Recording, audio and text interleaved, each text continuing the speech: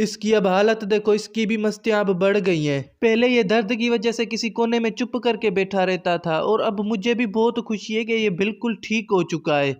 Hello दोस्तों, तो क्या हाल हवाल है। हाजिर हुए हैं और एक नई वीडियो के साथ। ये जो सामने बाल्टी में पड़ा है, बेशक ये चूना ही है, लेकिन ये मैं दीवार वगैरह को करने के लिए नहीं लाया। ये मैं आम के छोटे दरख्त के लिए लाया हूँ। इससे ये फायदा होगा कि अगर आम में कोई छोटी सी बीमारी होगी तो वो भी हट जाएगी और खतरनाक कीड़े भी आम में नहीं चढ़ेंगे। और सबसे खास फायदा ये है कि आम के दरख्त को सर्दी लगेगी नहीं। ये देखो, ये इतना गर्म हो चुका है कि इसमें से धुआं निकल रहा है। अब मुझे सिर्फ इस बात का डर है कहीं ये बाल्टी फट ना जाए, क्योंकि ये बहुत गर्म हो चुकी है।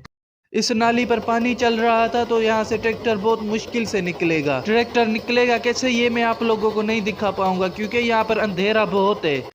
यार आज पता ही नहीं कि मसले के ऊपर मसला हो रहा है। एक तो हमारा दूसरा कबूतर का बच्चा मर गया है और ऊपर से ट्रैक्टर भी बहुत मुश्किल जगह पर फंसा हुआ है। अभी कोशिश में लगे हुए, इंशाल्लाह ट्रैक्टर यहाँ से निकल जाएगा। अल्लाह का शुक्र है, अब आधी मुसीबत तो कम हुई, ट्रैक्टर यहाँ से निकल चुका है। यार आज बहुत सारा काम किया इसलिए थक चुके हैं। रात के तकरीबन 10 बज रहे हैं और अब जल्दी निकलते हैं घर की तरफ, क्योंकि सुबह में बहुत काम है और आम के छोटे दरख्तों को चूना भी लगाना है। तो अब सुबह हो चुकी है और सुबह के तकरीबन 8 बज रहे हैं और हमने अपने सारे सामान भी उठा लिए हैं। आज कैसे भी करके पूरे दरख्तों को चूना लगाना है और कुछ सामान हमने पहले ही बाइक के जरिए भिजवा दिया है। और अब हम हमारे बाग की तरफ पहुंच चुके हैं। हमारा काम भी शुरू हो चुका है अब, और इंशाल्लाह 3-4 घंटे में ये पूरे बाग को कलर हो जाएगा। माशाल्लाह से हमने आधे बाग को चूना लगा दिया है और साथ में मेरी हालत भी बहुत बुरी हो गई है और हाथ भी बहुत जल रहे हैं। ये देखो, मेरे पूरे हाथ फट गए हैं चूने की वजह से। ये काम मुझे जितना आसान लग रहा था उतना आसान था नहीं। ये भाई कह रहा है जब हम रातों को जमीनों पर पानी देने आते हैं तो हमें बहुत सर्दी लगती है, और इस वजह से ये भाई जुगाड़ कर रहे हैं। और हम भी देखते हैं आखिर ये भाई कौन सा जुगाड़ करता है।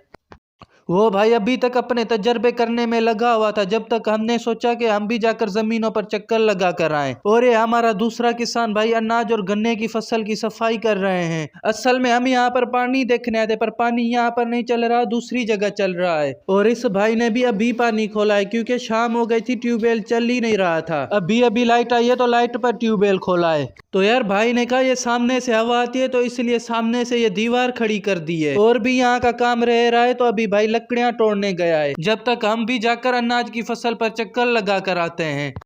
कुछ दिन पहले मैंने आप लोगों को दिखाया था कि यहाँ से गन्ने की फसल निकल रही थी और उसके बाद हमने अनाज की फसल लगाई थी। अब ये भी देखो माशाल्लाह से छोटी छोटी कनकी बाहर आ रही है। जितनी देर में हमने हमारी फसलों पर चक्कर लगाया उतनी देर में हमारे भाई ने अपना काम भी कर दिया। हमारे छोटे बाग के साथ ही हमारा एक छोटा सा महल भी बन गया, और साथ ही में भाई ने आग वगैरह जलाने के लिए ये जुगाड़ भी किया है।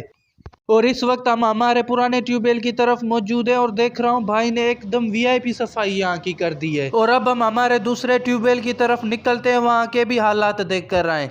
शाम के तकरीबन 5 बज रहे हैं और यहाँ पर लौकी की फसल निकल रही है, और इसे मार्केट में अभी नहीं, तकरीबन सुबह के 6-7 बजे लेके जाएंगे। जब तक हम सो रहे होंगे उतनी देर में ये मार्केट तक ही पहुँच जाएगी।